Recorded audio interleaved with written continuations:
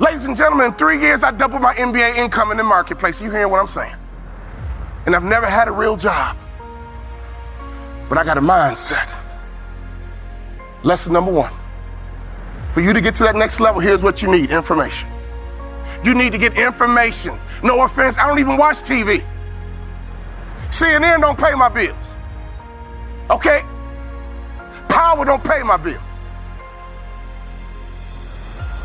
I don't even watch TV. I might catch a sporting event, or don't get mad about a football game. I love to watch football. But I don't watch TV. Why? It's unproductive in my opinion. I get 24 hours a day just like Bill Gates. I get 24 hours a day just like Beyonce and Jay-Z. You get 24 hours a day, ladies and gentlemen. What do you do with your 24 hours? Everybody in this room has a promised land somewhere, but you can't be stuck on the city you like. You got to hear God and go to your promised land. Your promised land might be Utah. Your promised land might be Minnesota. Your promised land might be Wyoming. Hear me clearly. You better use your money to get information and access, and you better be flexible, because a real shark is flexible. Can we stop fronting and get real about this thing? And if I can do it, you can do it. I knew nothing about life. I knew nothing about business, but I had the right mindset, and I learned it through sports. And y'all got to hear my story so you understand. In my coaching program, I got a concept called the black tie effect. Oh, I wish I had more time. It's called the black tie effect. If you don't own your own tuxedo and go to at least 6 to 10 black tie events in your market, you suck.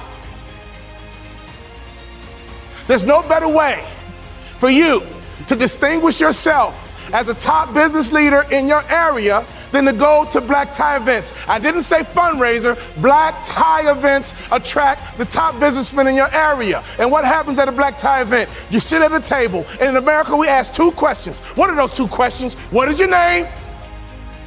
And what do you do? What is your name? And what do you do? What would happen in your local marketplace? You became known as a philanthropist. What would happen in your local marketplace? You were known as being charitable. What would happen in your local marketplace if all the other business owners who are highly successful not only know your company, but they know you personally? Can I ask you a question? How many black tie events do you go to?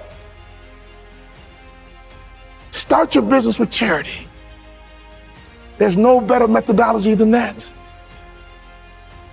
Never forget this. All great brands are built on passion. So before you build your brand, it's not about the color. It's not about the font. All great brands are built on passion. So can I ask you a question? What are you passionate about? See, if you're not passionate about anything, your marketing is going to be ho-hum as well. Does that make sense? If you want to be a millionaire, you got to think like $1 million person. You can't fake this thing. Y'all hear what I'm saying? You got to be legit in this game. You can't fake it to the NBA. You got to be able to ball out. You got to be able to hoop. You got to be legit. And in business is the same way. You got to be legit. So take your money and get some information in your head, and then take some money and get access. I got 3 kids. And this is why you got to get access, so you can make life easier for your kids. Well, ain't nobody do nothing for me. Oh, your mindset is jacked up.